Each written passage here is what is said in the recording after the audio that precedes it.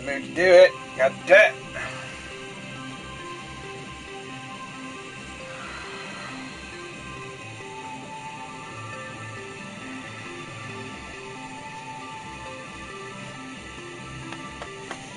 But I was.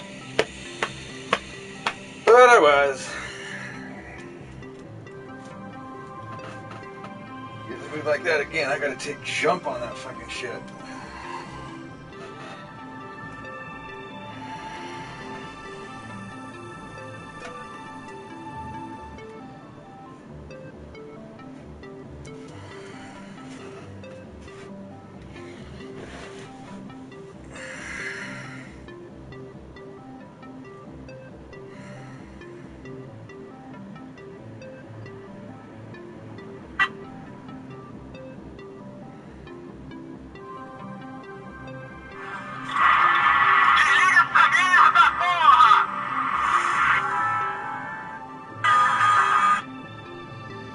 Ooh.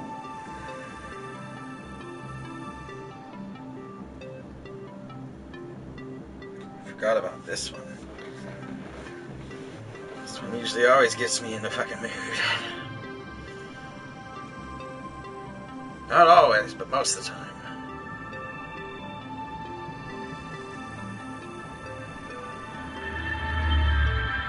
Oh yeah, this is what I want.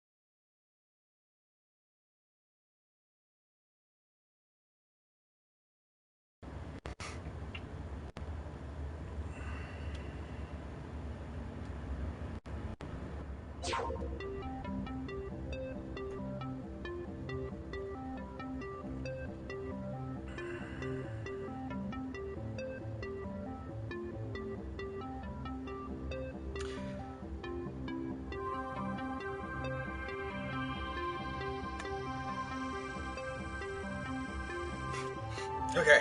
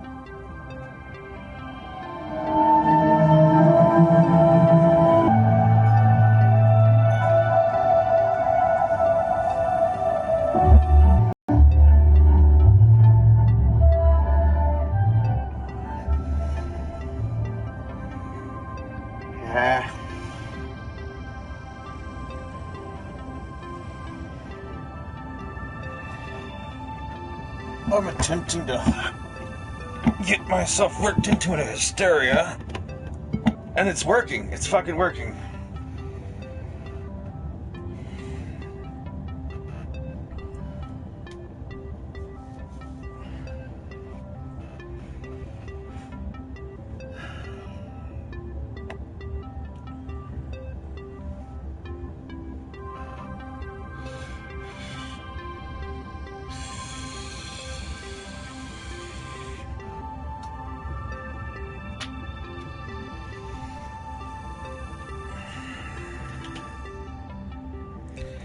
Chose it, this one especially, because it makes me cry a lot.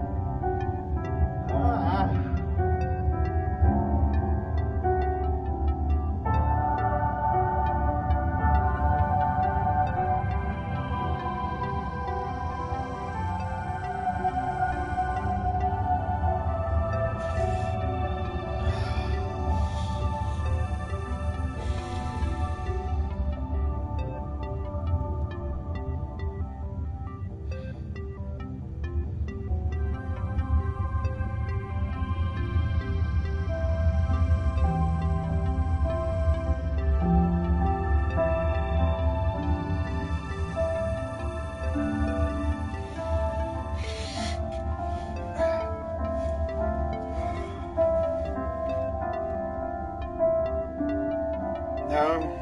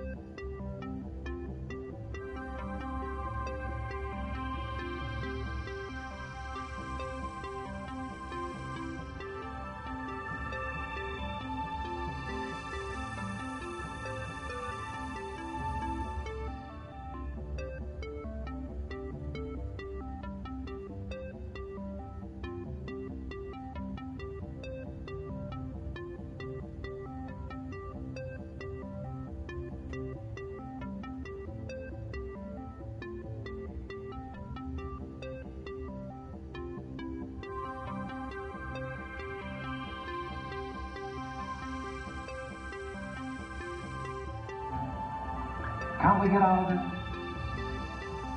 Hey, what would it be if you were allowed 5 minutes with God, and you're allowed to ask one question?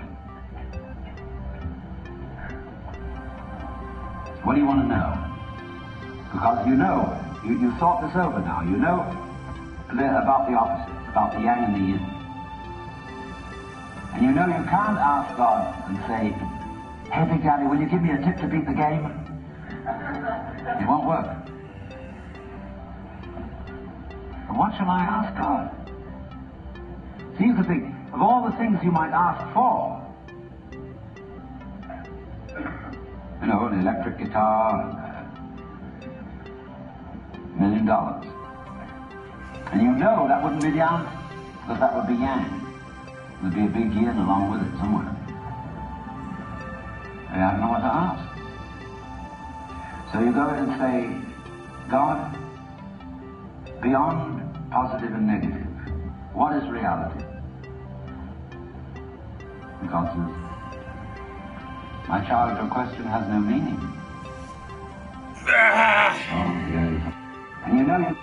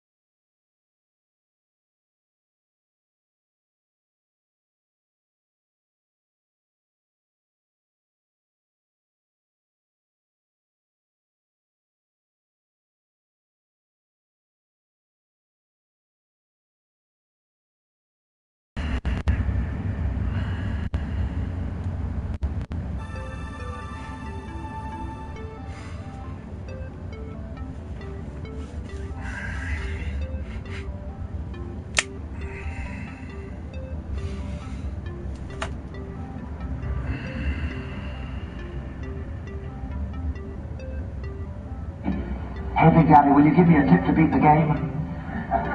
It won't work. And what shall I ask God? So you could think of all the things you might ask for. You know, an electric guitar, $1 million. And you know that wouldn't be the answer, because that would be yang. There'd be a big yin along with it somewhere. I don't know what to ask. So you go in and say, God, beyond positive and negative, what is reality? And God says, my child, your question has no meaning. Oh dear, so there it's gone. My one chance lost. Do you think? You get a friend of yours and say, hey, look, you go in. And tell me what he says. You ask him, what question should I ask you? He goes in and says, oh God, what question should I ask you?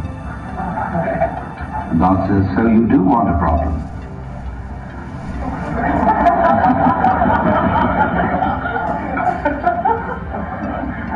Well, you've got one.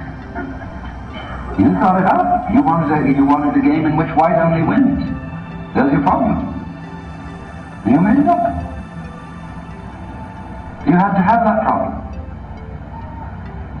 Because otherwise, if you don't have a problem, you wouldn't know you were here. It's like, you can't be yourself without something you call other. How will you know you are you unless somebody else is somebody else altogether? In other words, the sensation that I here, living, sensitive, alive, peeking out, beady-eyed out of my skin, is with reference to something over there, which isn't me. I don't know what it is, but it works all by itself, and I'm pretty scared of it. And there it is. But I can't have this feeling without that feeling. There's the same hocus-pocus going on here. If I can't feel me without having other, that's the exoteric. Esoteric means I am the other. They're inseparable. How can you have self without other? How can there be other without self? You other on me and self on yourself. I self on me and other on you. But you can't, as it says, you can't have one without the other. Yang and yin. So in the same way, I say, well, this other, I'd like to manage it. I'd like to control it.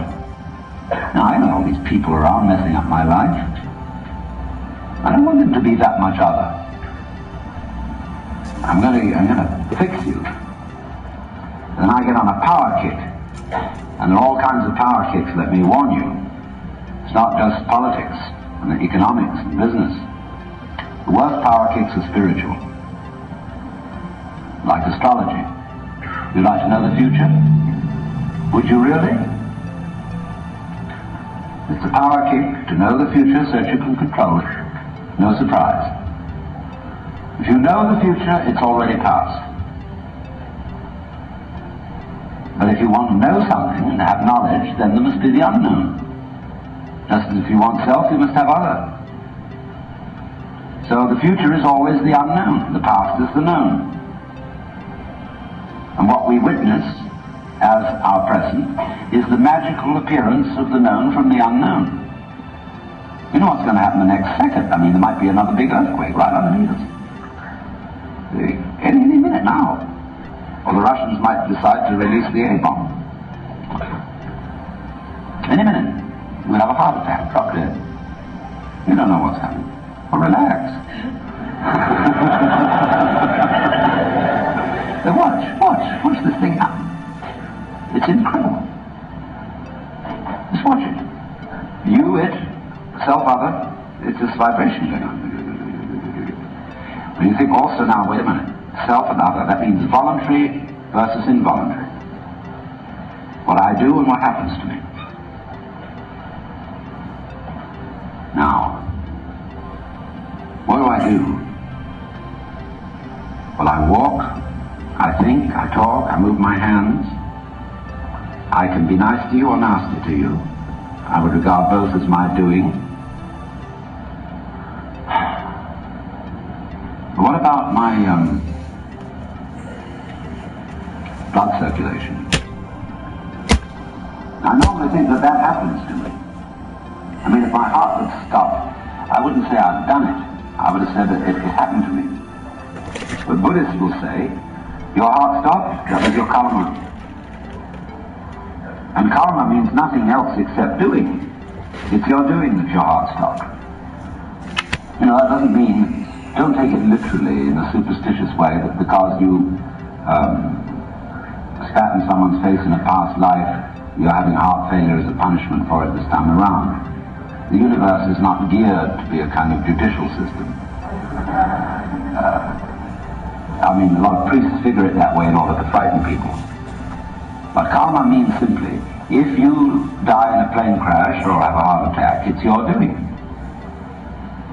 But that simply means you've got to rethink what you mean by doing. Now, I've already proved to you that black is white. So now I'm going on to prove to you that what you do is what happens to you, and what happens to you is what you do.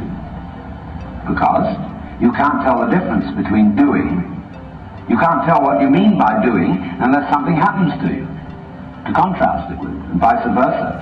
You can't say something that happens to you unless it feels different from something you do. Now let's take a look at our breath. Are you doing it, or does it happen to you? If we do breathing exercise, you can feel I'm doing it. I'm breathing in just as I might raise my hand. But after a while I breathe out. I feel I'm breathing out. And I forget all about it. It goes on. And it happens to me. That's why in yoga means union, joining. Same as the Latin jungere. Why in yoga you breathe. Breathing is the main thing in yoga. Because it's to teach you that there's no difference between what you do and what happens to you. You learn that through breathing. You can make the very best breath. See, we get into Christian terms here. The Holy Spirit, spirit means breath. See? Spiritus in Latin, pneuma in Greek, ruach in Hebrew. Breath. Now, there's ordinary breath, when you know, most people's normal breathing. Or forced breath, when, or, you know, when people try to sing and their voice is forced. And then, the next breath is called Holy Spirit, holy breath. That's when the breath is no longer forced, it happens. When it's nirvana breath, blow out, same thing as Holy Spirit. And then that, you see, that unforced one.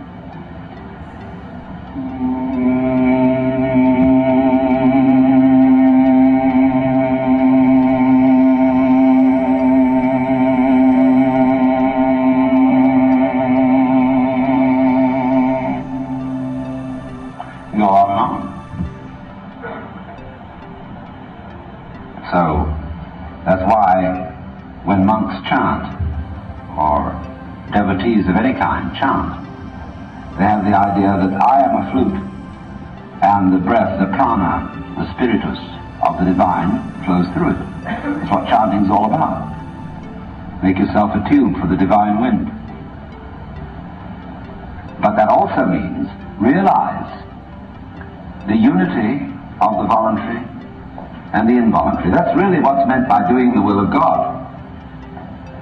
Do the will.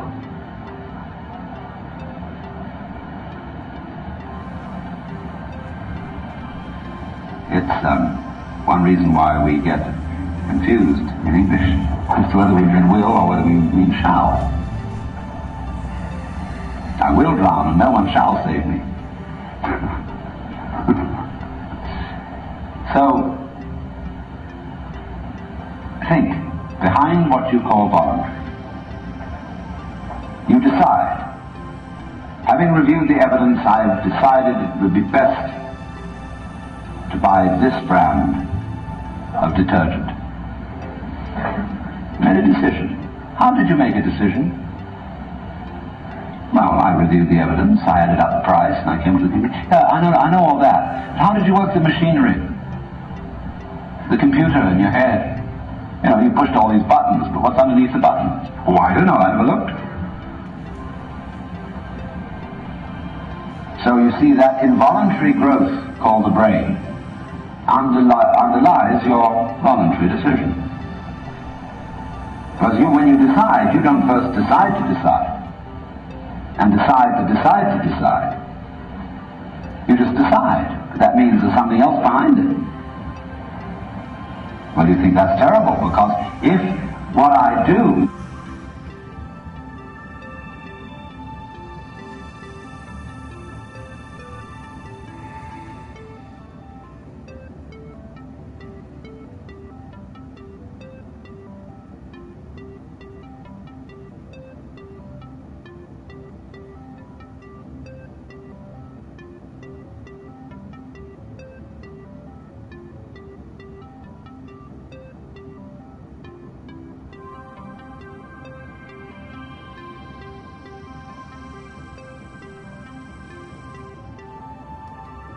the child is defined as a stranger in the earth, and not as a symptom of the earth. And as a result of that, we have the vast, terrifying social problem of alienation, of feeling that the world outside human skins is unfeeling, fully automatic stupidity, which we have to fight and dominate. Otherwise, it will swallow us up and condemn us to the imaginary terrors of everlasting nothingness. Now, I feel in a way that when we say, I wasn't responsible for being born, you know, one of the great problems of psychotherapy today is passing the buck. By a kind of superficial Freudian attitude, you, as a juvenile delinquent, are not responsible for what you do because it was your parents who fouled you up. And so they write articles in the press that instead of prosecuting the children, we ought to prosecute the parents. So they haul the parents in, but the parents say, I know we're mixed up, but that was the fault of our parents. And it all goes back to a guy called Adam, and he blamed it on Eve, and she blamed it on the serpent. And God said about the serpent, I'm not responsible for the serpent. He did it on his own, you see, because the serpent is the left hand of God, and what we call God, Jehovah, Jesus Christ, etc., that's the right hand. But Jesus Christ sits on the right hand of the Father. Nobody ever says who sits on the left. Because let not your left hand know what your right hand doeth. See? My temper got the better of me. I didn't really mean it. My lusts got the better of me. I'm really not responsible for them. They were given to me. You see? Now, all this idea that you see, we're laboring under a definition of the self, which is extremely limited. So that we, for example, acknowledge thinking and walking, and we're doing things with our hands and speaking, but we don't acknowledge that we are growing our hair and beating our hearts. That is defined as happening to us. Birth is defined as something that happened to us. And we feel that was my father's responsibility. He had a dirty gleam in his eye and went after my mother and so on, and he did it. Yes, all right. Because there is this point about responsibility. And one way of looking at it is that we are really not responsible for what happened to our past. We are responsible. Don't care. For what happened to us. Don't care. Yes. But we're not responsible. I know why, and I don't care.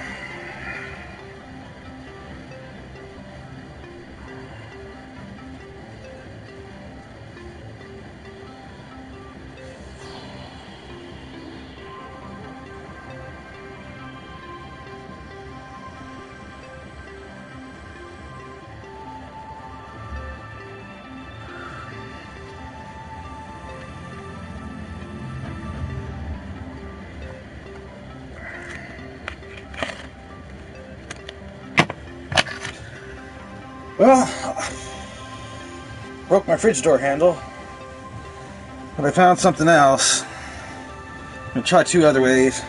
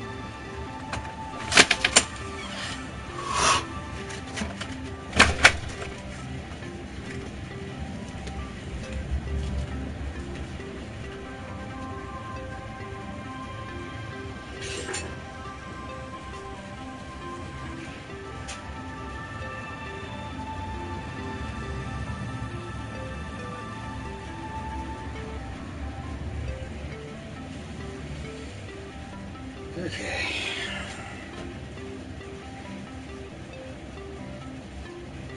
I don't know. Might take a while, but...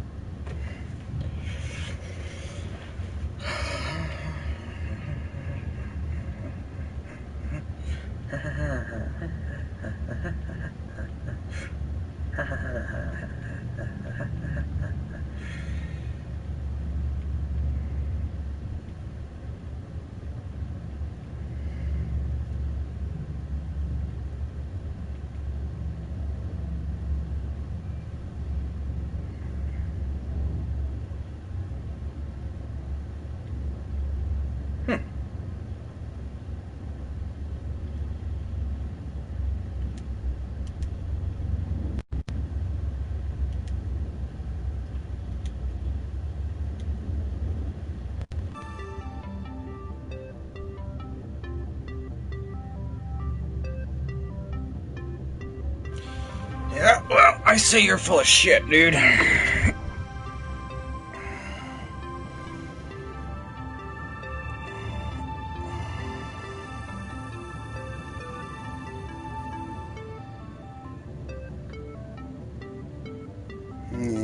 that's what I thought.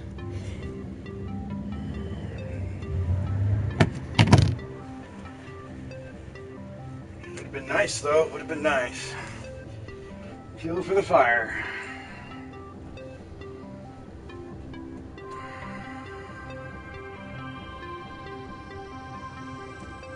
Okay. So, that didn't go as well as I hoped it would.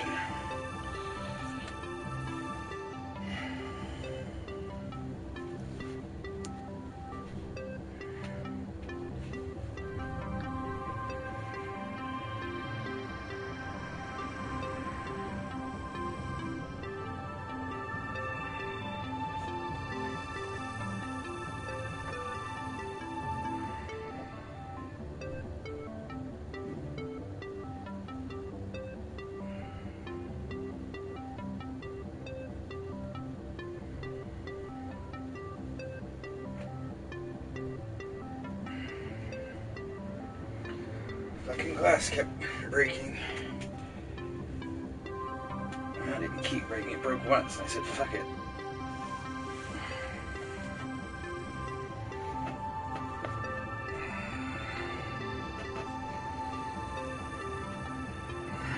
God damn. Well, the next way is almost surefire way.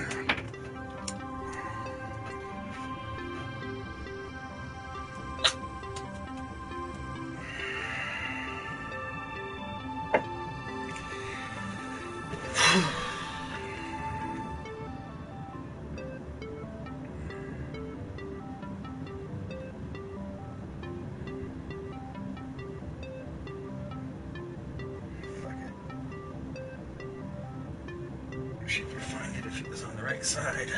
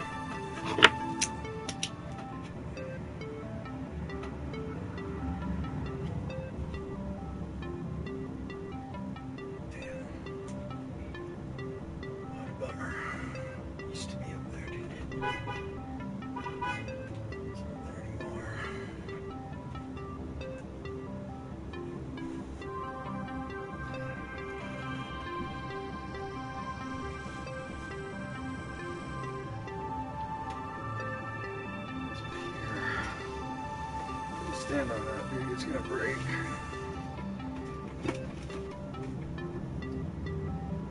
Where the fuck is it?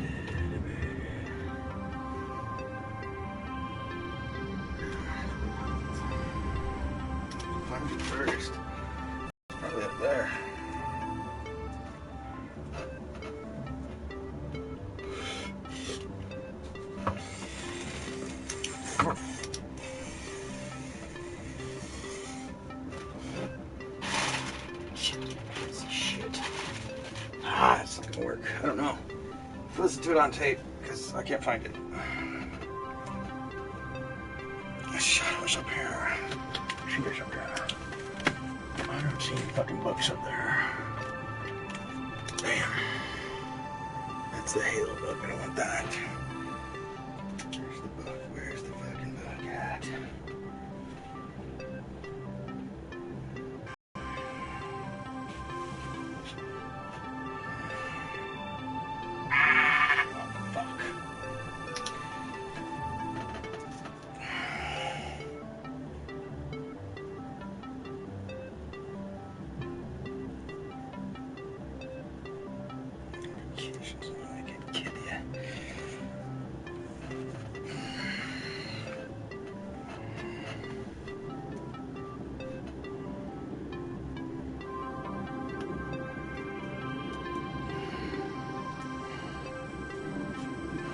So Diva's tainted room is a man, probably Teat.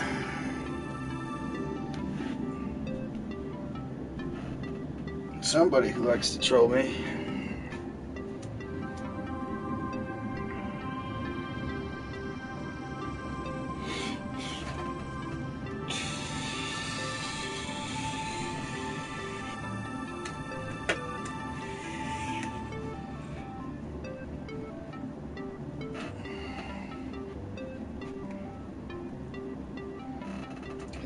I need to learn that reverse lookup shit.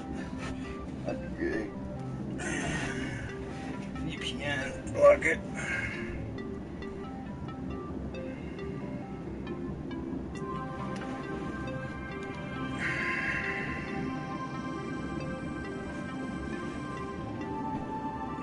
But you see, I feel this is a hoax. You see, look, let's suppose now that we will follow the theory of those astronomers who maintain that the universe is not a steady state thing, but there was an enormous bang billions of years ago, and from this bang all the galaxies were thrown out into space. Now, then you look back at this as something which happened in the past and which is, as it were, the cause of the present. But what I would say is that bang is still going on. When you take a lovely bottle of black ink and throw it as hard as you can at a white wall and smash it, it goes swoosh like this, you know. And in the center it's dense, but on the out fringes it has all kinds of interesting curlicues. And that's all, you see, one splash. Now in the same way, we are at the moment sitting in this room and talking and thinking. We are all the little curlicues out on the end of the original cosmic bang. We are it. We are not effects of it. Because to think that you are separate from the Big Bang is simply a matter of definition. It's a way of talking. We separate events from each other in order to measure them. That is to say, the notion that there are distinct things and distinct events in the physical world is a calculus. It is like pretending that a curve is a series of points. And so in the same way, supposing you have a wiggle. Now, you've got a wiggly line, you see, and the whole world is wiggly lines. Clouds, mountains, people, rivers, everything is wiggly lines. Now, how much of a wiggly line is a wiggle? You see, what is one wiggle? And you can see that this is a very arbitrary matter. So we see the more obvious wiggles in the world, and we define them as people. Each of you is a wiggle, and this wiggle is you. Yeah. What about the wiggle of the child fighting to get out of the uterus through the birth canal and be born? Yeah. How do you view that in the general? Well, that's simply a repetition of the original explosion. Is he a participant right in the Of course. Or Of course. do you view this is a natural expression of the entire Earth? Yes, exactly. This is a repetition of the original explosion. Go, man. You see? And So that responsibility would start with It starts with... it starts before birth. Because the definition of yourself as beginning only... When shall we put it? Where did you begin? When at parturition, at conception, or when you were an evil gleam in your father's eye? When did you begin? Let's go back. You began on the first dawn of creation, whenever that was. That because you did it. See, everybody's pretending they didn't. And you can kind of play a game. This is what gurus do, you see, Zen masters and so on. They give you a funny look. And you say, well, I have a problem. Please, teacher, I'm this little me, and I'm caught in this thing called life. I got mixed up with all these tubes and nerves, and it's uncomfortable, and I don't know what to do about it because it's all going to fall apart. And so the teacher says, whether it's Sri Ramana Maharshi or whether it's a Zen teacher, who is mixed up in this thing? Who are you? Who asked this question? Show me. Find yourself. You say, well, that's just me. And he says, oh, come on. You? Don't make me laugh. See, so eventually the person feels very bugged because the teacher is calling his bluff. And you are not the Lord God in the Jehovah sense of Christianity, who is the cosmic technocrat, who knows all the answers to everything. But you are the Lord God in the Hindu sense, who is different, because the Hindu God doesn't know how he does everything, in the sense that he doesn't translate it into words. He can't explain it, because there's no point in explaining it. You open and close your hand without knowing how you do it, and yet you surely do it. But you can't put it into words how it happens, unless you're a physiologist. And then even so, it doesn't help you much to open and close your hand better than anybody else. See? So you do know how to do it, but you can't explain it. Because the thing, words are a very clumsy way of talking about something which from the standpoint of words and the standpoint of logic is a very, very complicated process. So if you ask Shiva how he dances the cosmos, he would say, I just do it. Like you say, well, I just open and close my hand. So the guru says to you, listen, Shiva, don't kid me, you know, that you're not Shiva. But you're just this thing called Mary Smith or John Doe, etc. Ha ha. And everybody says, uh-oh, you can't admit that, because, you see, if I did admit that, I would have to be considered responsible, and I would be considered crazy. And I would feel that I really was one with this whole scheme of things. And that's, you see, the secret that we don't let the children know. In all, well, not in all, but in many cultures, initiation into manhood consists precisely in finding that out. They finally get around to saying to you, after all, you know, we've been pretending all this time that you were just this little boy or little girl, but now we're going to let you in on the real story. But not in this culture. That's the problem. In this culture, we do have an initiation into adult life called psychoanalysis. And everybody is ruined by education. And then, which can't be helped because they have to know all the conventions. And just like you, to preserve beef, you make it salt. And when you're going to cook it, you have to soak the salt out of it. So in the same way, to make a child a tolerable companion, you have to... yeah, it's going still. You have to be salted with education. Then when that mixes up all your natural instincts, you have to be psychoanalyzed in order to be straightened out and cured of your education, cured of your upbringing. But the difficulty is, you see, that the assumptions of psychoanalysis and of a good deal of psychotherapy in various types and schools do not include the insight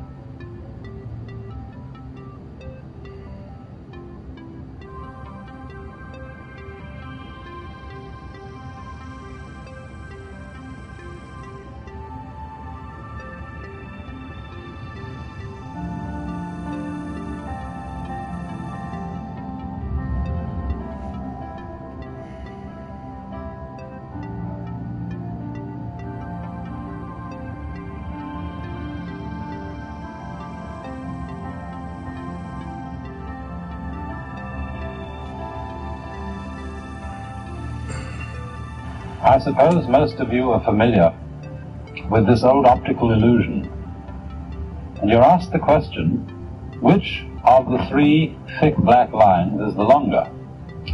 And I suppose one's natural reaction is to say the one on the left. And I think you know that this is a result of the illusion of perspective, an illusion with which we are so used, to which we are so used, and by which we are so easily fooled once we've accustomed ourselves to it.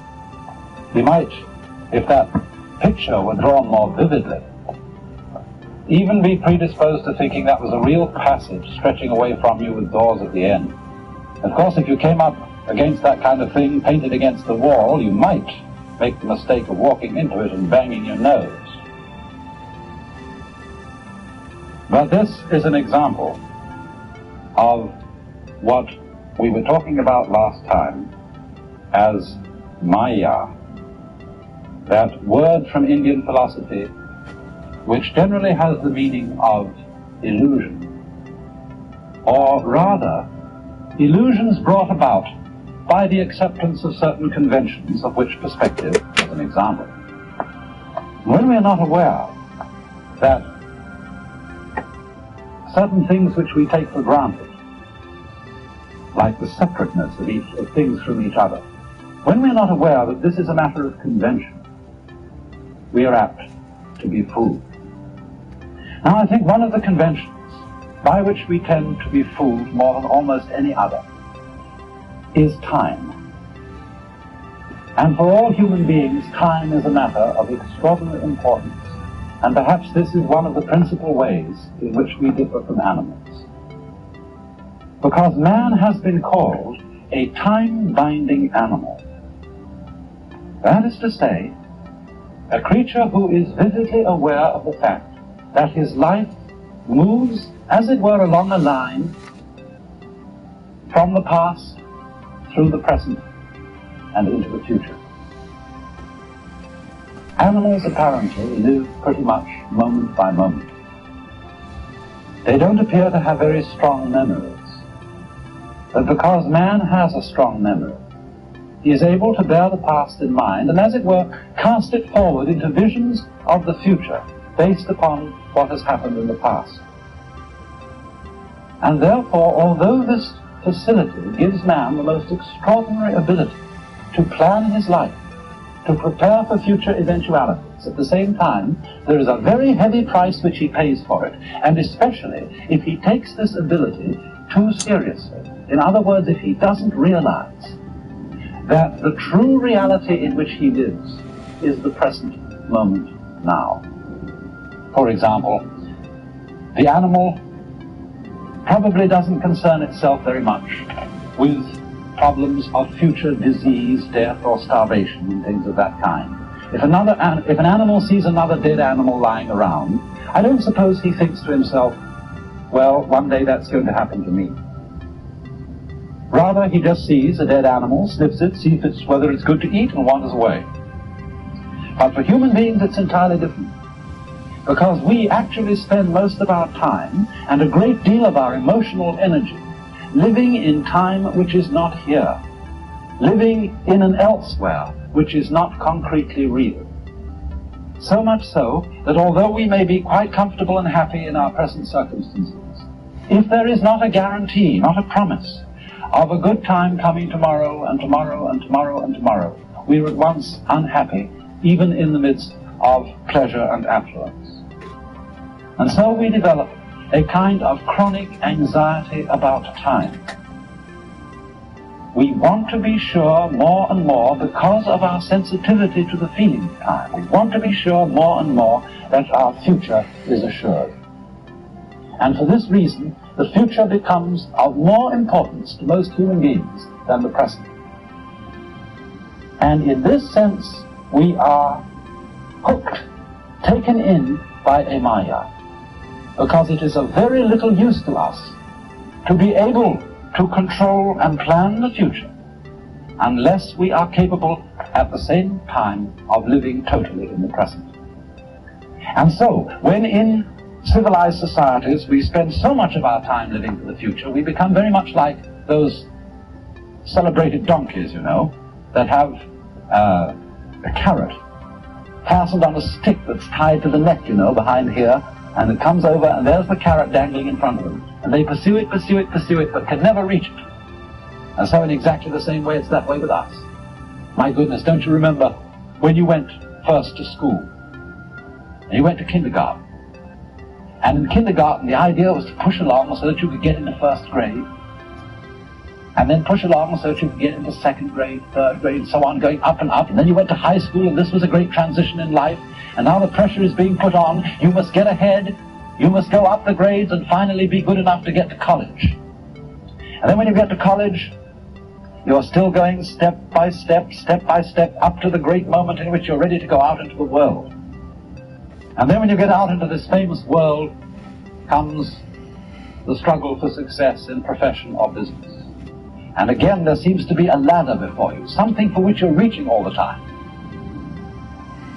And then, suddenly, when you're about 40 or 45 years old in the middle of life, you wake up one day and say, huh? I've arrived. And by Jove, I feel pretty much the same as I've always felt. In fact, I'm not so sure that I don't feel a little bit cheated.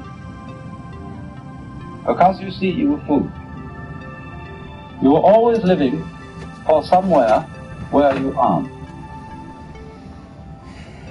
And while, as I said, it is of tremendous use for us to be able to look ahead in this way and to plan, there is no use planning for a future, which when you get to it and it becomes a present, you won't be there. You'll be living in some other future which hasn't yet arrived. And so in this way, one is never able actually to inherit and enjoy the fruits of one's action. You can't live at all unless you can live fully now. And because now is never satisfactory, because we're never really living in it, we get more and more avid to go ahead and pursue the future. We develop our technology to a fantastic ability, where we can more and more fulfill our desires for the future almost immediately, working towards a sort of push-button world. But have you ever stopped to think what the world would be like if you could fulfill every wish the moment you wished? Suppose, for example, on going to bed at night, you could always dream whatever you wanted to dream. What would happen after a while? Of course, I suppose at first, you would dream fantastic pleasures, wonderful adventures, fulfillment of all the things you ever wished. Then as time went on, don't you think you'd want to be, a little bit surprised, to have a little bit less control over what was happening to you? And after you'd experimented with this for some months or years, you might even want dreams in which you suffer. Because there is no real delight, no real fulfillment without delay.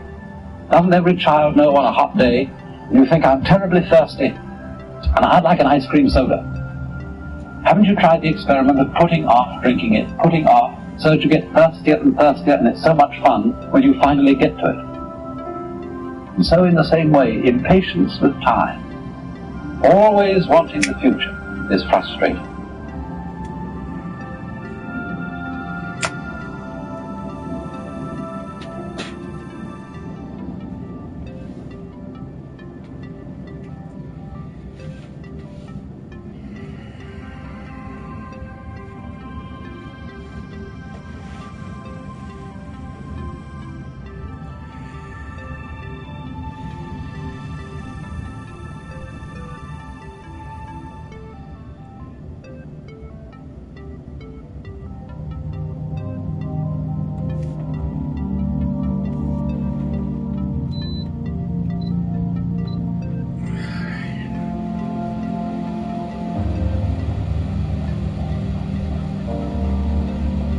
The next thing that comes up, the second of the Noble Truths, is about the cause of suffering. And this in Sanskrit is called Trishna.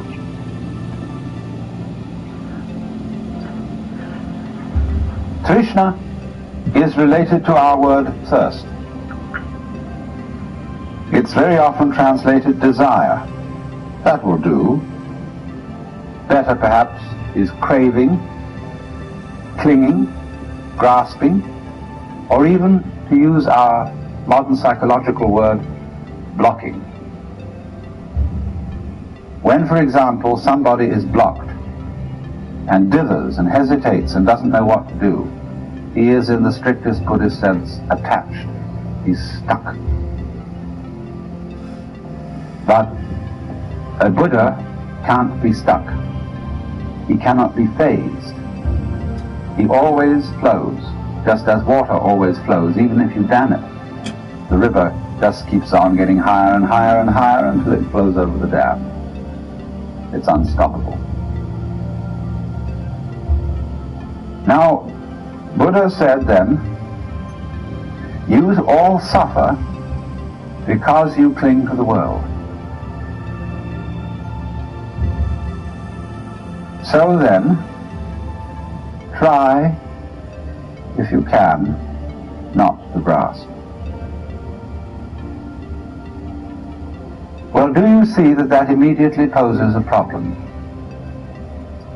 Because the student who has started off this dialogue with the Buddha then makes various efforts to give up desire, upon which he very rapidly discovers that he is desiring not to desire. And he takes that back to the teacher, who says, well, well, well. He said, of course, you are desiring not to desire, and that's, of course, excessive. All I want you to do is to give up desiring as much as you can. Don't want to go beyond the point of which you're capable. And for this reason, Buddhism is called the middle way. Not only is it the middle way between the extremes of ascetic discipline and pleasure-seeking, but it's also the middle way in a very subtle sense. Yes, don't desire to give up more desire than you can. And if you find that a problem, don't desire to be successful in giving up more desire than you can. You see what's happening? At every time he's returned to the middle way, he is moved out of an extreme situation. The next truth in the list is concerned with the nature of release from dukkha.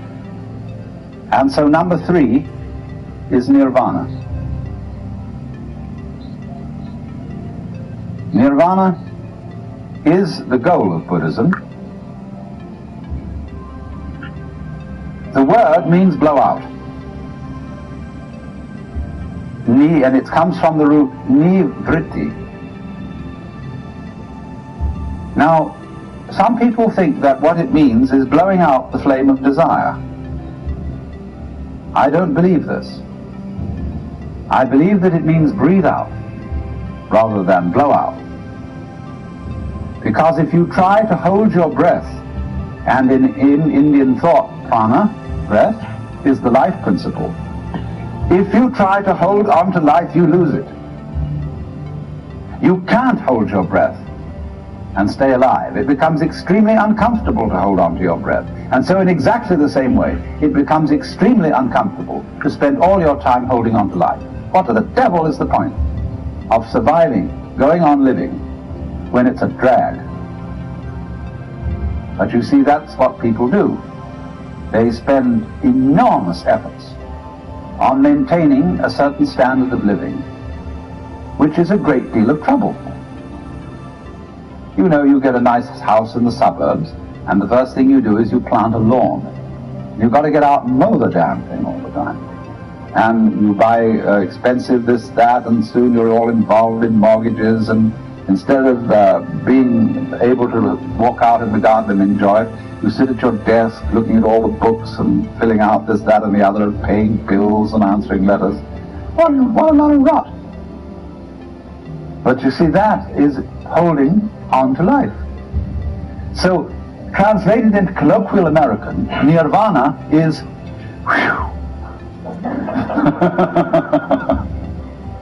because if you let your breath go, it'll come back. They spend enormous efforts on maintaining a certain standard of living, which is a great deal of trouble. You know, you get a nice house in the suburbs, and the first thing you do is you plant a lawn. You've got to get out and mow the damn thing all the time. And you buy expensive this, that, and soon you're all involved in mortgages, and instead of being able to walk out in the garden and enjoy it, you sit at your desk looking at all the books and filling out this, that, and the other, paying bills and answering letters. What a lot of rot. But you see, that is holding on to life. So, translated into colloquial American, nirvana is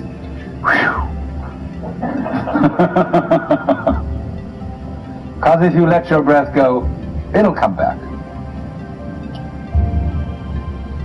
So, nirvana is not annihilation. It's not disappearance into a sort of undifferentiated void. Nirvana is the state of being let go.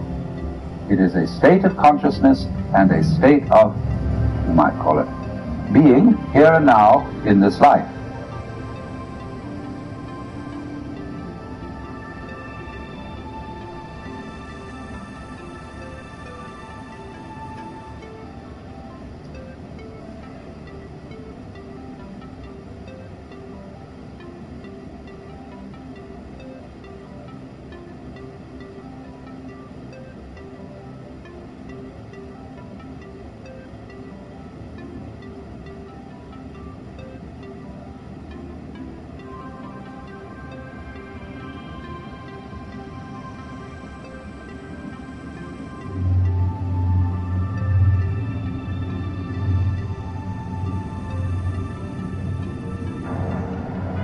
The easiest way to get into the meditative state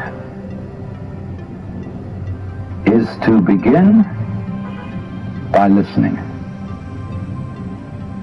If you simply close your eyes and allow yourself to hear all the sounds that are going on around you,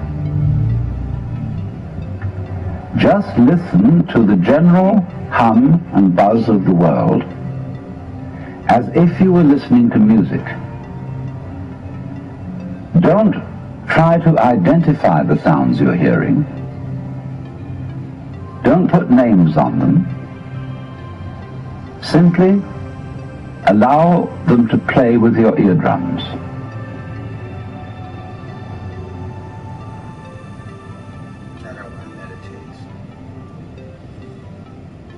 Well, what I want to do.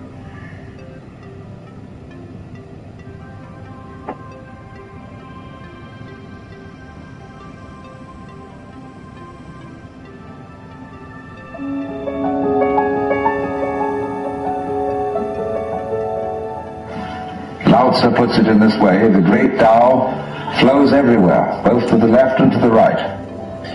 It loves and nourishes all things, but does not lord it over them. And when merits are accomplished, it lays no claim to them. The more, therefore, you relinquish power, trust others, the more powerful you become. But in such a way that instead of having to lie awake nights controlling everything, you do it beautifully by trusting the job to everyone else. And they carry it on for you.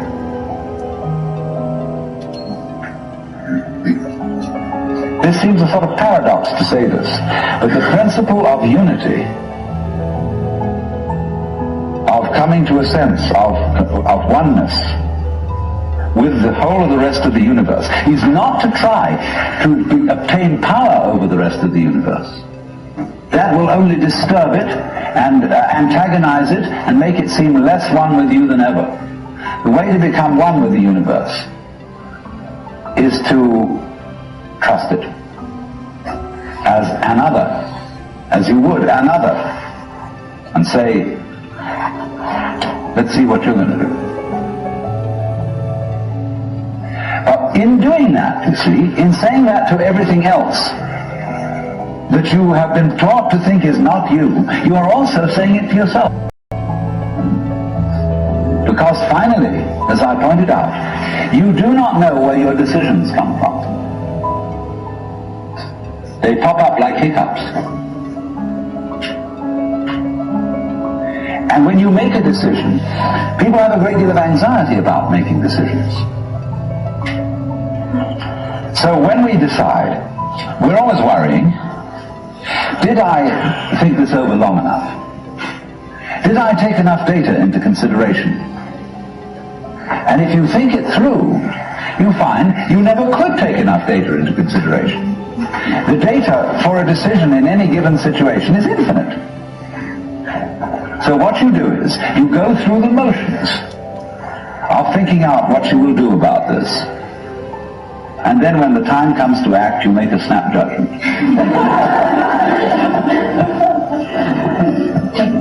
I mean, I'm speaking a little extremely, making some fun of it and so on, because after all, we do occasionally get the vague outlines of things and make a right decision on rational grounds. But we fortunately forget the variables that could have interfered with this coming out right. It's amazing how often it works. But warriors are people who think of all the variables beyond their control and what might happen. So then when you make a decision,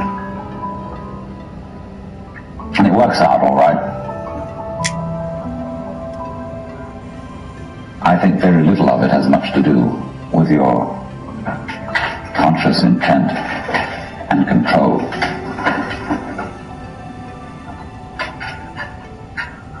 The more you let go of it and trust it, as if it were quite other than you, the more you realize the inseparable identity of self and other. If you ever saw, for example, the film Kon-Tiki, this man figured out a few things as to how to make a balsa wood raft to sail from South America to the Pacific Islands. But once he had set this in motion, he discovered that all sorts of unexpected factors cooperated with him. That when the wood got wet, it expanded so that the ties bit into it and held it completely secure. He'd never expected that. And he found that as he sailed along, a flying fish would simply alight flat on the deck every morning for breakfast. That all kinds of natural factors, it was just, he had touched the key where he was flowing with the course of nature, and everything cooperated with him. Because he had touched the key, he'd made the act of faith.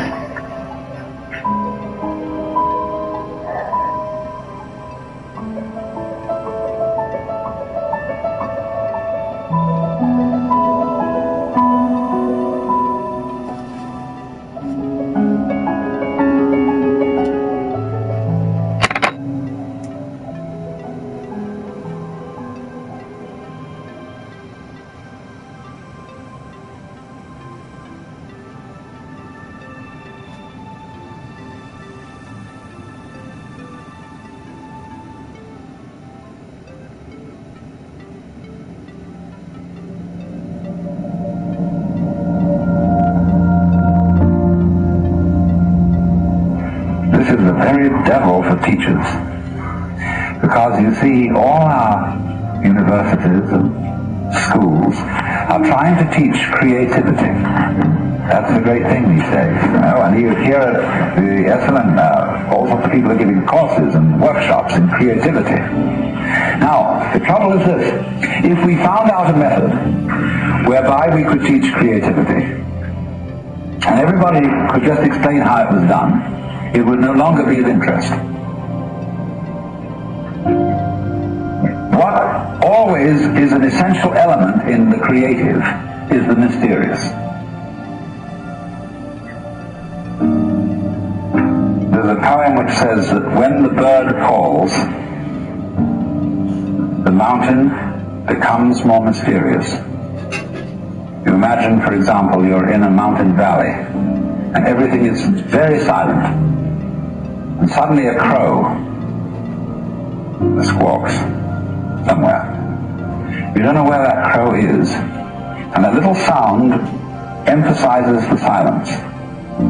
Silence becomes deeper and deeper. Well, this word is used for the kind of mysteriousness which that bird's call creates.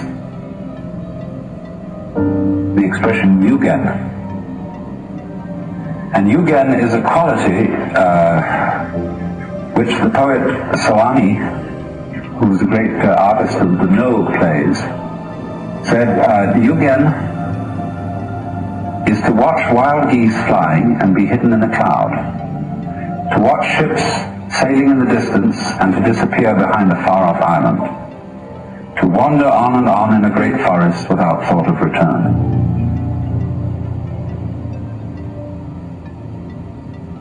Now, all those things have in them, you see, an element of mystery. There's a Chinese poem which puts it this way. It is a poem written by a man who has gone to find a sage in the mountains. And the sage has a little hut at the foot of the mountain and a boy there who is his servant. I asked the boy beneath the pines. He said the master's gone alone, herb gathering somewhere on the mount, cloud hidden, whereabouts unknown. And this also creates the mood of yugen. This is this funny idea of the deep and the dark, the thing that is important just because you can't quite understand it. Now, to Westerners, all that tends to sound rather hopeless. You say, if you can't tell us how it's done, what's the use? And that, you see, is because we have insufficient trust in ourselves. We think that we'll never be able to do certain things unless we have instructions as to how to do it. This comes, of course, partly from our toilet training.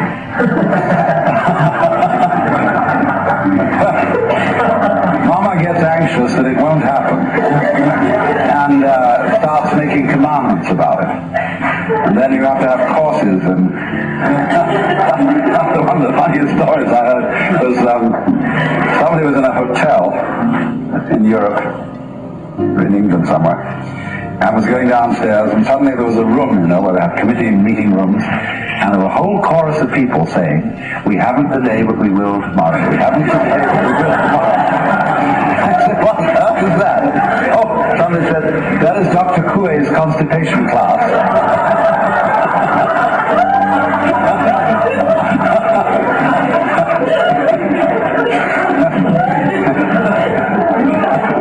The Taoist idea is not like that.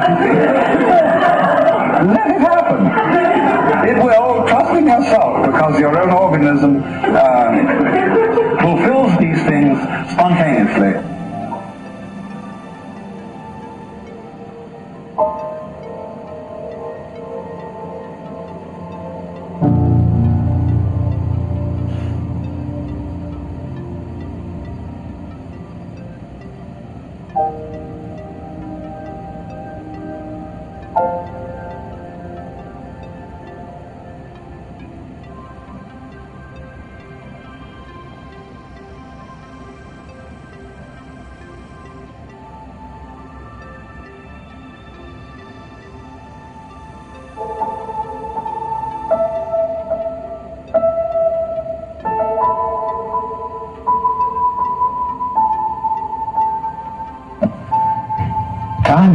difficult thing to pin down. There's a famous saying of St. Augustine of Hippo, that when he was asked, what is time, he said, I know what it is, but when you ask me, I don't.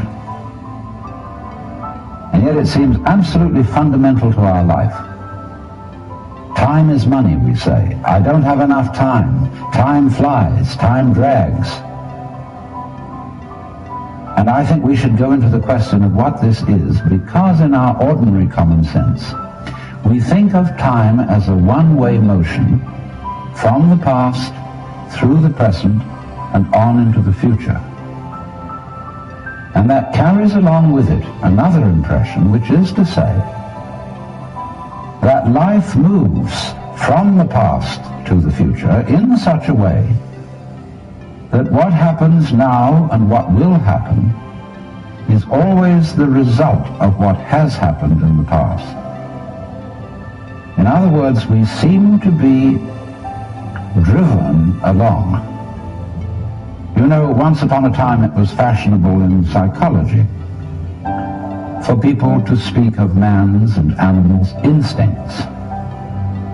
That we had, for example, an instinct for survival, an instinct to make love, and so on. But nowadays that word has become unfashionable, and psychologists tend instead to use the word drives, and to speak of the need for food as a drive, the need for survival or for sex as drives. And that's a very significant word, because it's brought out, isn't it, by people who feel driven. Now, I must say personally, if I feel hungry, I don't feel driven. Also, if I feel lusty, I don't feel driven. Because I don't say, oh, excuse me, but I have to eat. Or excuse me, but I need to fulfill my sexual urges, my biological impulses. I say, hooray, I identify myself with my drives. They're me. And I don't take a passive attitude towards them and apologize for them. So the whole idea of our being driven is connected with the idea of causality, of life moving under the power of the past. And that is so ingrained in our common sense that it's very difficult to get rid of it, because I want to turn the thing round completely the other way and say that the past is the result of the present. Let us suppose, just for the sake of example, that this universe started with a big bang, as some cosmologists believe. Now, when that bang happened, it was the present, wasn't it? And so the universe began in what we will call a now moment. Then it goes on doing its stuff. And always, when any event that we now call past came into being, it came into being in the present and out of the present. That's one way of seeing it. But before we get further involved in this, I want to draw your attention to a fallacy in the very common sense idea of causality. That events are caused by previous events, from which they flow or result necessarily. To understand the fallacy of that idea, we have to begin by asking, what do you mean by an event? Let's take the event of a human being coming into the world. Now, when does that event begin? Does it occur at the moment of parturition, when the baby actually comes out of its mother? Or does the baby begin at the moment of conception? Or does the baby begin when it was an evil gleam in its father's eye? Or does a baby begin when the spermatozoa are generated in the father, or the ovum in the mother. Or could you say a baby begins when its father is born, or when its mother is born? All these things can be thought of as beginnings. But we decide, for purposes of legal registration, that a life begins at the moment of parturition, and that is a purely arbitrary decision. And it has validity only because we all agree about it. Let me show you the same phenomenon in the dimension of space instead of the dimension of time. Let's ask, how big is the sun? Are we going to define the sun as limited by the extent of its fire? That's one possible definition. But we could equally well define the sphere of the sun by the extent of its heat. We could also define the sphere of the sun by the extent of its light. And each of these would be reasonable choices, except that it's rather difficult to keep track of the extent of its light, because we're inside it. And therefore we have arbitrarily agreed to define the sun by the limit of its visible fire. But you will see in all these, by these analogies, that how big a thing is, or how long an event is simply a matter of definition. Now, therefore, when by simple definition, for purposes of discussion, we have divided events into certain periods, we'll say the First World War began in 1914 and it ended in 1918. Now, actually, all those things which led up to the First World War started long before 1914, and the repercussions of that war have continued long beyond 1918. How are we to distinguish an event from its repercussions? So you will see that because we have divided events from one another in this arbitrary way, we do that, and then we sort of forget we did it. And then we have a puzzle. How do events lead to each other? Because you see, in reality, there are no separate events. Life moves along like water. And it's all connected, as the source of a river is connected to the mouth and to the ocean. And all the events or things going on are like whirlpools in the stream. Because you go there today and you see a whirlpool. You go there tomorrow and you see a whirlpool. But it isn't the same whirlpool because all the water is changing every second. What is happening is not really what we should call a whirlpool, but rather a whirlpooling. It is an activity, not a thing. And indeed, every so-called thing can be called an event. We call, say, a house, housing. We call a mat, matting. And we could equally call a cat, a catting. So we could say the catting sat on the matting. And we would thereby have a world in which there were no things but only events. To give another illustration, a flame is something we say, there is a flame on the candle. But it would be more correct to say, there is a flaming on the candle, because the flame is a stream of hot gas. Let's take another amusing example. We say fist, and fist is a noun. And fist looks like a thing, but suddenly what happens to the fist when I open my hand? See, I was fisting. Now I'm handing it to you. So every kind of so-called thing can be spoken of as an event, and because events flow into each other, the fisting flows into the handing, we cannot say exactly where one ends and the other begins. So therefore, if we remember that, we shall see that we do not need the idea of causality to explain how a prior event influences a following event, because it's like this. Supposing I'm looking through a narrow slit in a fence, and a snake goes by, I've never seen a snake before, and this is mysterious. And I see through the slit in the fence, first the snake's head. Then I see a long, trailing body, and then finally the tail. Now I said, well, that was interesting. Then the snake turns round and goes back. And again, I see first the head, and then after an interval, the tail. Now, if I call the head one event and the tail another, it will seem to me that the event head is the cause of the event tail, and the tail is the effect. But if I look at the whole snake, I will see a head-tailed snake, and it would be simply absurd to say that the head of the snake is the cause of the tail, as if the snake came into being, first the head and then the tail. The snake comes into being out of its egg as a head-tailed snake. And so in exactly the same way, all events are really one event.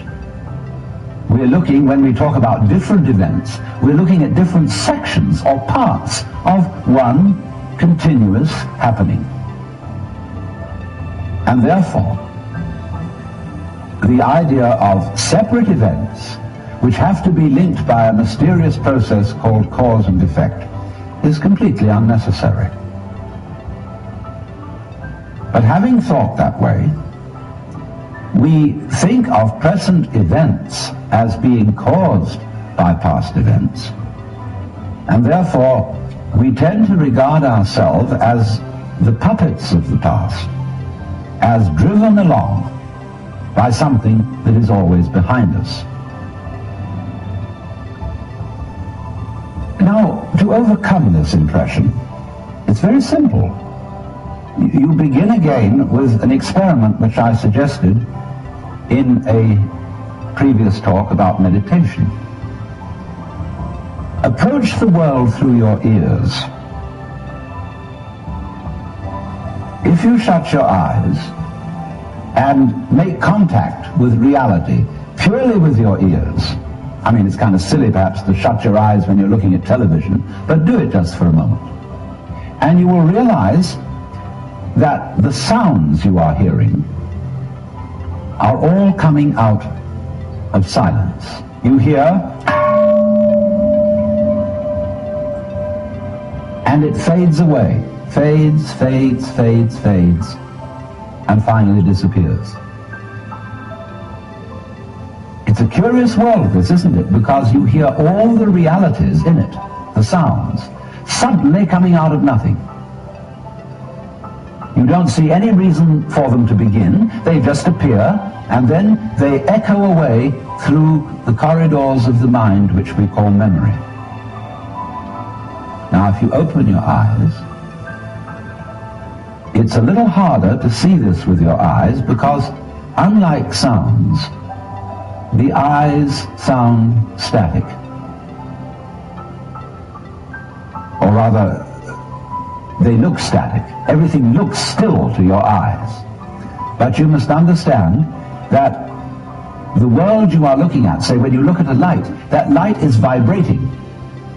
All material things are vibrations, and they are vibrating at you now in the same way as the sound was vibrating on your ears. In other words, the present world that you see is a vibration coming just as the sound comes out of silence. The light is coming out of space. It's coming out of nothing straight at you now and echoing away into the past.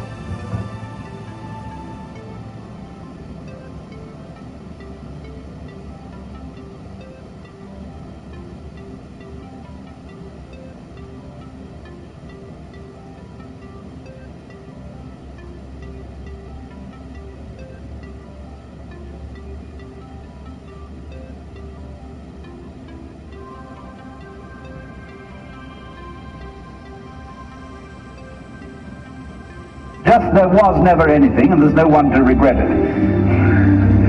And there's no problem. Well, think about that for a while. It's kind of a weird feeling you get when you really think about that. You really imagine just to stop altogether.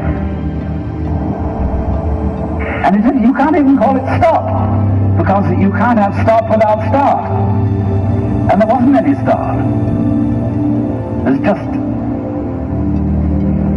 no thing. Well, then when you come to think of it, that's the way it was before you were born. I mean, if you go back in memory as far as you can go, you get to the same place as you go forward in your anticipation of the future as to what it's going to be like to be dead. Then you get these funny ideas that this blankness is the necessary counterpart of what we call being. Now, we all think we're alive, don't we? I mean, we're really here? That there is something called existence? No, the existentialists, Dasein, Fromness, here we are. But how could you be experiencing that as a reality unless you had once been dead? What gives us any ghost of a notion that we're here, except by contrast with the fact that we once weren't? And later on won't be. But this thing is a cycle, like positive and negative poles in electricity. So this then is the value of the symbolism of she is black. She, the womb principle, the receptive, the instanding, the void, and the dark. And so that is to come into the presence of the God who has no image. Behind the Father image, behind the Mother image, behind the image of light inaccessible, and behind the image of profound and abysmal darkness, there's something else which we can't conceive at all.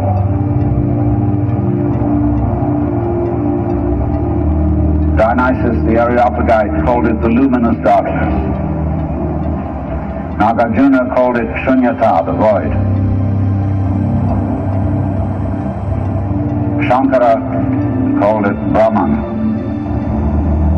that which can only, of which nothing at all can be said, neti neti, beyond all conception whatsoever. And you see, that is not atheism in the formal sense of the word. This is a profoundly religious attitude, because what it corresponds to practically is an attitude to life of total trust, of letting go. When we form images of God, they are all really exhibitions of our lack of faith. Something to hold on to, something to grasp.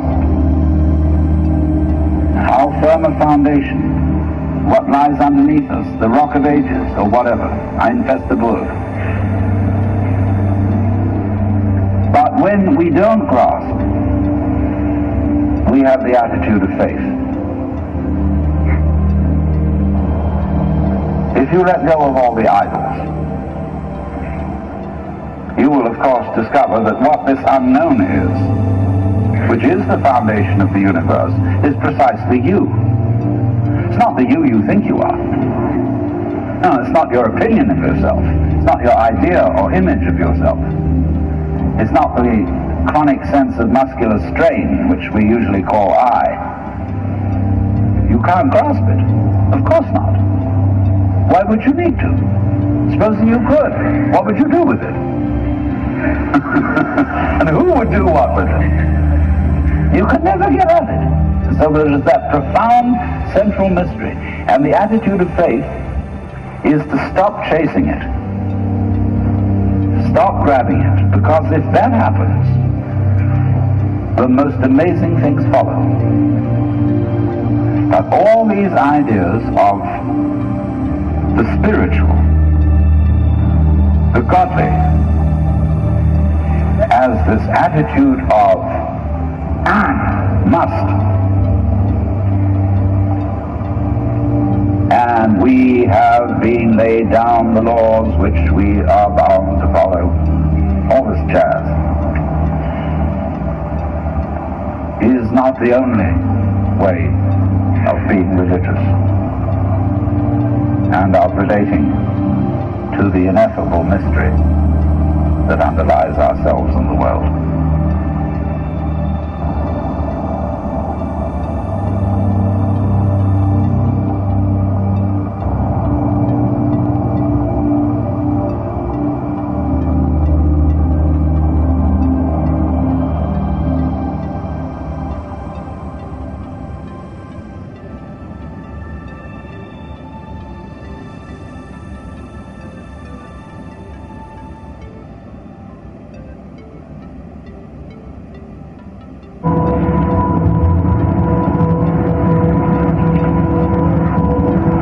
Existence already includes non-existence. You could say being and non-being constitute existence. Just as we know physically, sound is constituted by sound silence in very rapid alternation. So being, non-being constitute existence, and existence is something of which you may say the gain is worth the candle. If it weren't, it wouldn't be. It's like that. Some people try to say there is good and bad with small g and small b, and they together constitute good capital G. Or one might say that humanity is, and the good of humanity, is a curious combination of beneficence and rascality, of reason and passion. And if human beings didn't have those two sides, they would be less than human. Man is in a certain sense redeemed by his passions, redeemed by being something of a rascal. Because if he weren't, he would be like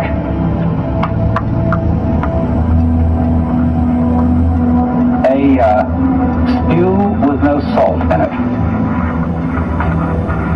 The salt somehow is something that in a large quantity is horrible, but in a certain small quantity delightful.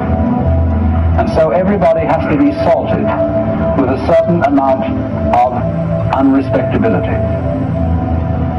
Otherwise they're impossible and intolerable. The only thing is, as a fervent cook, don't overdo it. It is in that respect, you know, that it's said of great gurus in India. They have a very funny thing they say. People, Westerners, go over and they meet this man who's supposed to be extremely holy. And they are all agog, you know. And then after spending a few days with him, they begin to wonder. They find he smokes cigarettes. They find that he occasionally loses his temper. And they begin to think, well, is this man so holy after all? I mean, he surely should not be dependent on these little habits and luxuries and so on. And then they find he has a girlfriend, and then they leave because they're so scandalized. Well, then the Hindus say, now you shouldn't get so upset about this, because if this man didn't have a few little vices, he would cease to manifest. He would simply disappear. He has to have these things to keep him grounded, to keep him in the world. Or if suddenly, you know, he gets terribly angry with a certain student and seems to lose his temper, they say, oh, no. That's a tactical anger. That he did on purpose to wake you up to something. It was for your own development and for your own good. He didn't really feel angry at all. Oh dear. But you see the point. There is something in the fact that if he didn't have these little attachments, he wouldn't be manifesting. He'd simply disappear. There's something in that, only don't take it too piously. I think you get the point. So then, we now have to explore a very important aspect of the Joker, as equivalent to Gurdjieff's Sly Man. You see, he points out the four ways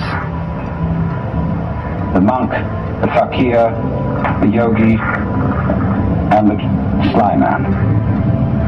And all the first three ways are ways of great difficulty. They involve a very, very strenuous discipline. And of course, as we get it through the books about Gurdjieff, the way of the sly man involves a discipline too. But I think there's more to be said about the way of the sly man than appears in any of those writings, because this is very closely connected with the whole approach of Taoism, the Chinese philosophy of Wu Wei, or non-aggression, and with what is called in Buddhism the middle way.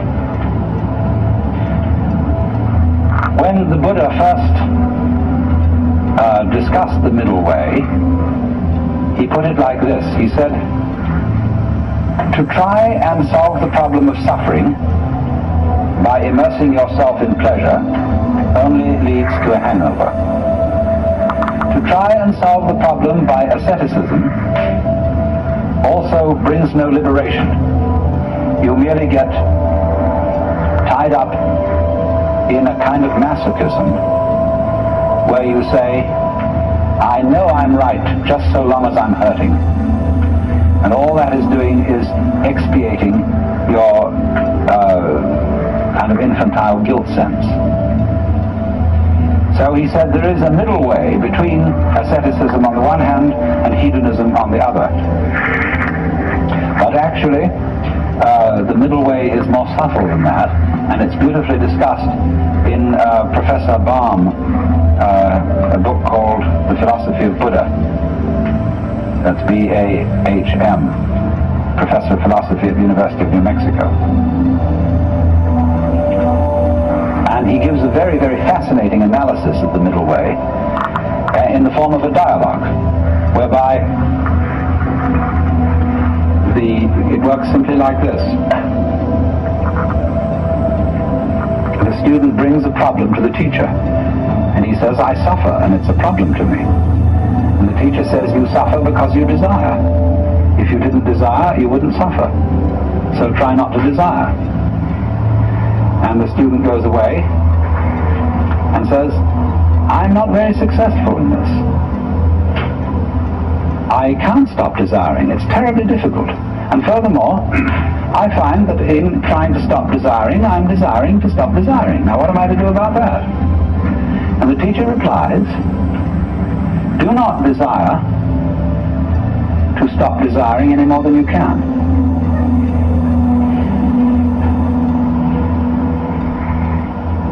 And so the student goes away and practices that. But he comes back to the teacher and said, I still find myself desiring excessively to stop desiring, and it doesn't work. So the teacher says, do not desire too much, not to desire, to stop desiring. Now do you see what's happening?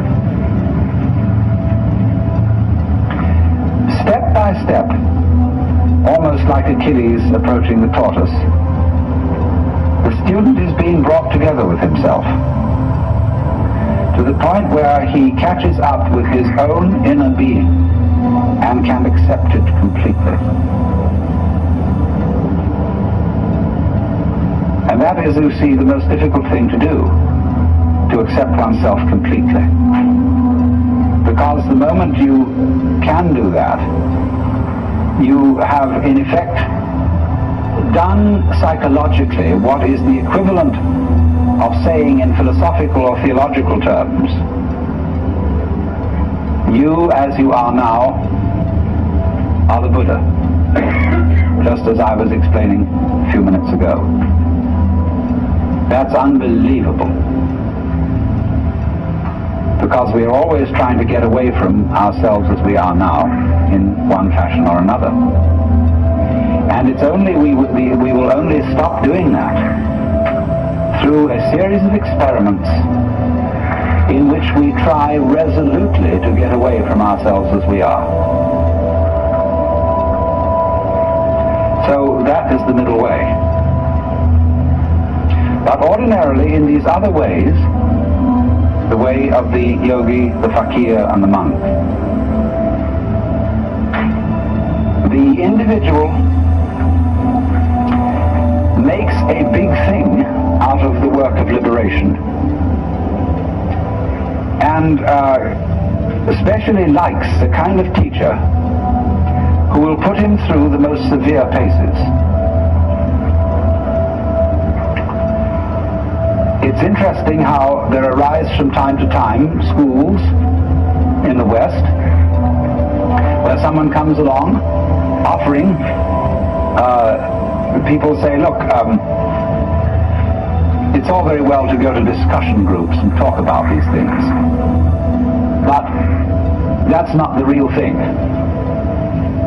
What you need is really to get down and do some work. And often these teachers are very rude and very stern, but people love it. And such a person will always attract a great following. Because people get the feeling, now we're at serious business here. This is really something, you see. And this, you see, though, can be an awful problem. Let's suppose that you have some difficult and distressing habit, like drinking too much. And you're assured that once you've become the victim of this habit, it's an extraordinarily difficult thing to get rid of it, and it requires intense willpower. And so that kills you right off. You're a dead duck from then on. It's as if, you see, you had said to the devil one morning, look, I'm going to get rid of you. I'm not going to have anything to do with you anymore. So the devil, who is an archangel and is terribly clever, is all set for you. And because he knows that you are getting out of his way, he surrounds you with greater temptations than you ever imagined. If you are going to outwit the devil, it's terribly important that you don't give him any advance notice.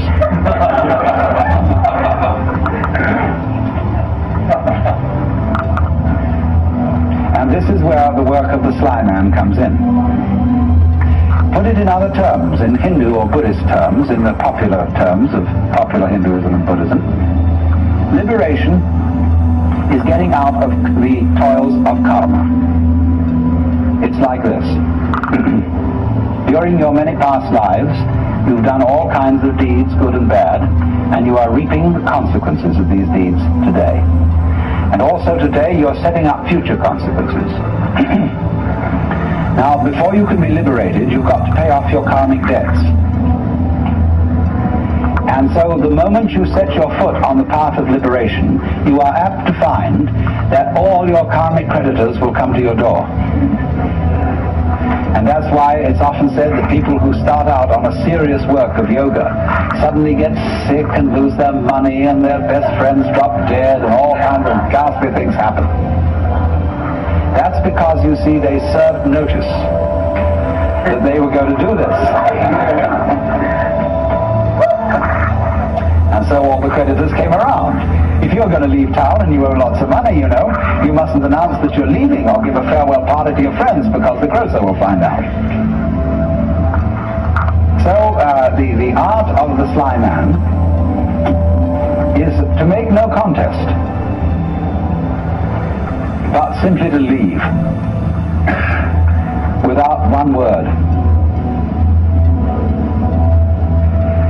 In other words, that's the meaning of Wu Wei in the technical vocabulary of Taoism. Wu Wei, not to interfere, not to force things. That's the best translation of Wu Wei, not to force things.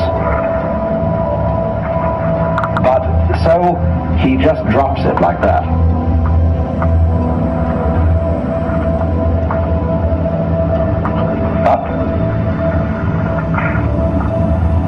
You're in this respect, you see, you're your own worst enemy. Because even if you serve notice privately on yourself that suddenly you're going to drop it all, already Obviously the devil knows, because who do you think the devil is?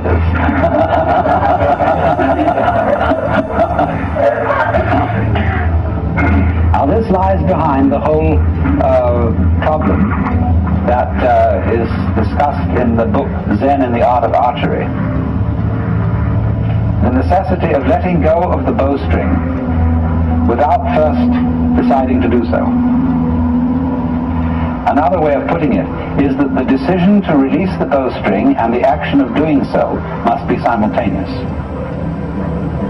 Not to decide and then act, but to act, decide all at once. Now, why is this? If you are going to be an expert archer, you must shoot before you think, otherwise it'll be too late. You don't aim and then shoot. It's all one action.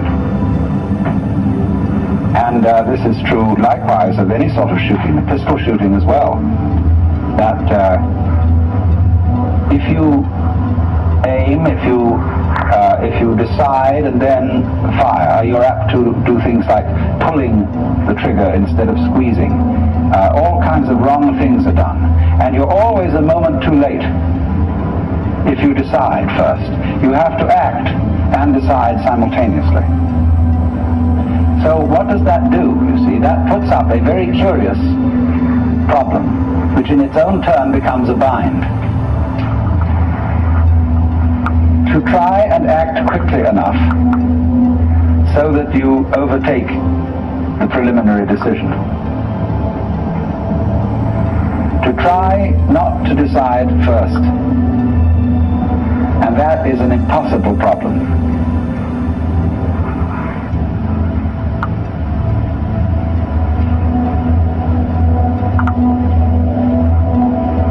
I wonder if you ever read von Kleist's story about the fighting bear. This is included in Nancy Wilson Ross's book, The World of Zen, as a kind of Western Zen. It's a story about a man who has a fight with a circus bear. And the bear reads his mind and always forestalls any attack that he makes on it. There's absolutely nothing he can do to get past the bear. And so, in the same way, you might imagine a guru who is a mind reader, and he always knows if you decide before you act. And if you do, you see, the devil will catch you. Instead, you see, of deciding that you won't be an alcoholic anymore, the only thing to do is not to drink, without any previous decision on this matter. But how can anyone do that, you see? That's the question. How can I decide not to decide? How can I announce that I won't make any announcement without making an announcement?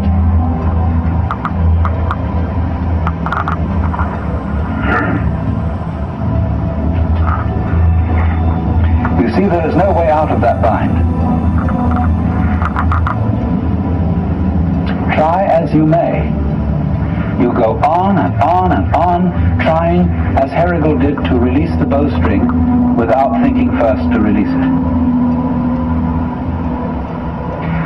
But then, strangely enough, one day the thing happened. He did it. And this is involved in our learning of almost all techniques. That we work and work to achieve that final point of perfection. And it doesn't come, and then one day it happens. Now, what is the reason for that? Is it simply, and this is really, you know, the way it's usually explained, but this is an oversimplification. It is not that we have practiced it so often that it suddenly becomes perfect. It is much more subtle than that. What happens is that we've practiced so often that we find out we can't do it. And it happens at the moment you know you can't do it. When you reach a certain point of despair, when you know that you are the one weird child who will never be able to swim, at that moment you're swimming. Because the desperation and the total inability to do it at all has brought you to a point which we might call don't care. You stop trying. You stop not trying to get it that way. You just have arrived at the insight that your decision, your will, doesn't have any part in the thing at all. And that's what you needed to know. You've overcome, you see, the illusion of having a separate ego. There is no way of telling anyone that that's an illusion and getting appropriate action, because we are thoroughly indoctrinated with the idea that it's real. And if I say, well, I'm going to get rid of my ego, that's what the Taoists call beating a drum in search of a fugitive. He hears you coming.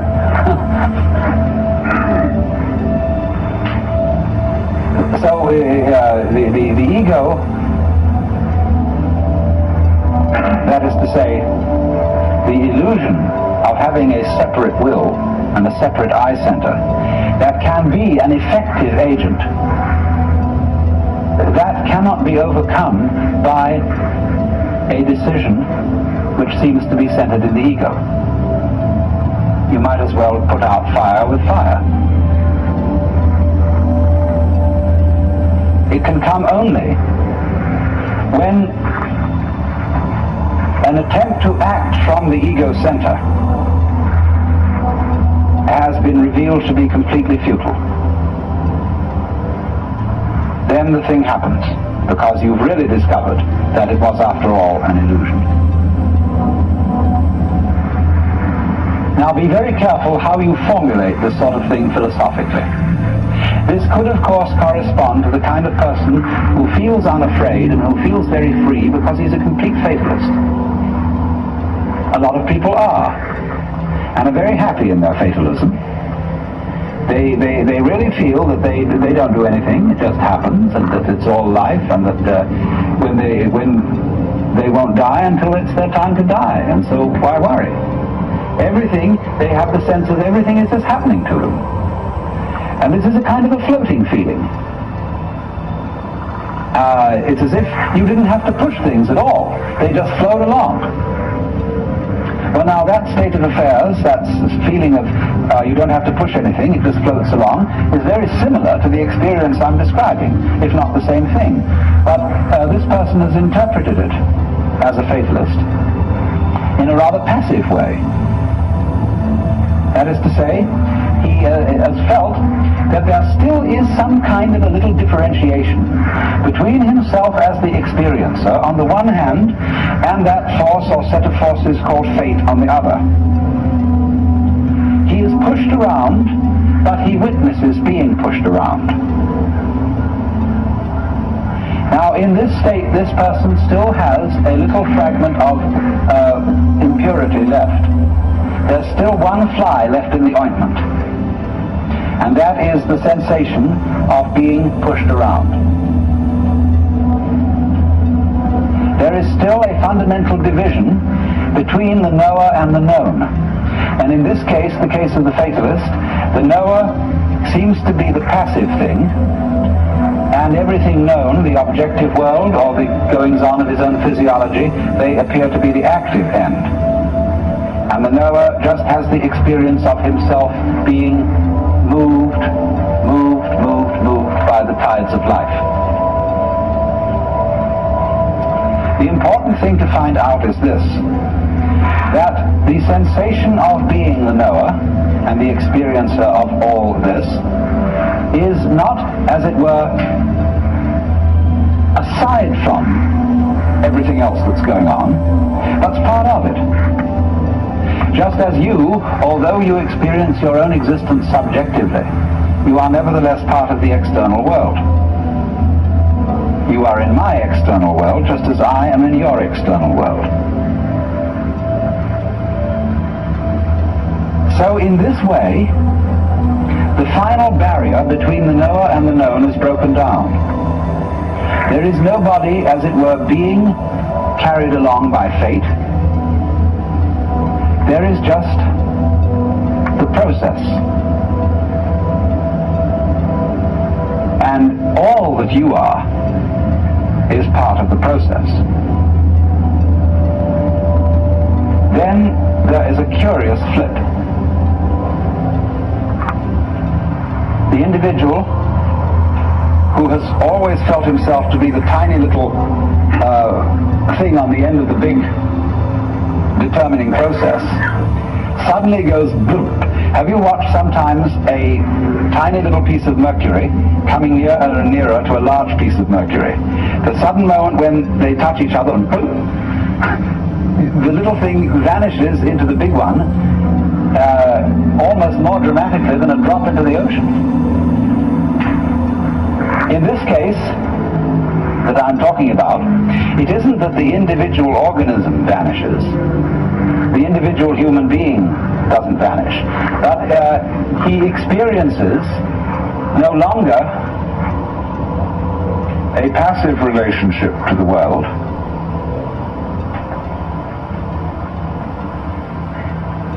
He simply sees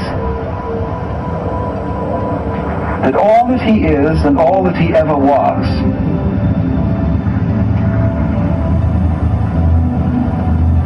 something that the entire process was doing.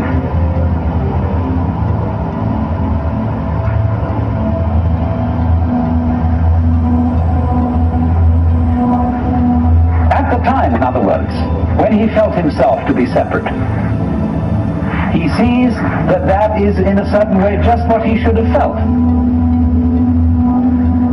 because that was what the process was doing in him, in exactly the same way that it was giving him brown or blue eyes or blonde or brunette hair.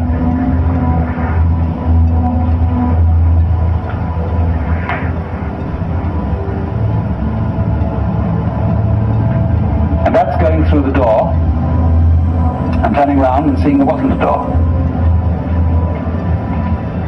And finding that you aren't fated,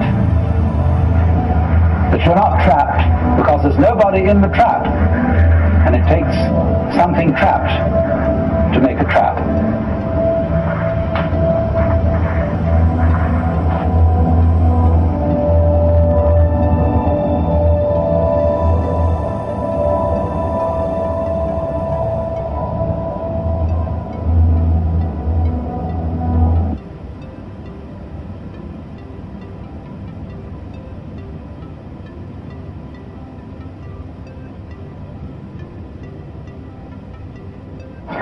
Once upon a time, there was a Zen student who quoted an old Buddhist poem to his teacher, which says, "The voices of torrents are from one great tongue.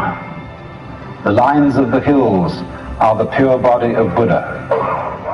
"Isn't that right?" he said to the teacher. "It is," said the teacher, "but it's a pity to say so."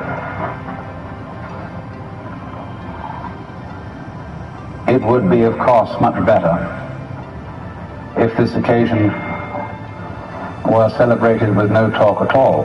And if I addressed you in the manner of the ancient teachers of Zen, I should hit the microphone with my fan and leave. But I somehow have the feeling that since you have contributed to the support of the Zen Center in expectation of learning something, a few words should be said, even though I warn you that by explaining these things to you, I shall subject you to a very serious hoax. Because if I allow you to leave here this evening under the impression that you understand something about Zen, you will have missed the point entirely. Because Zen is a way of life, a state of being that is not possible to embrace in any concept whatsoever. So that any concepts, any ideas, any words that I shall put across to you this evening will have as their object showing you the limitations of words and of thinking.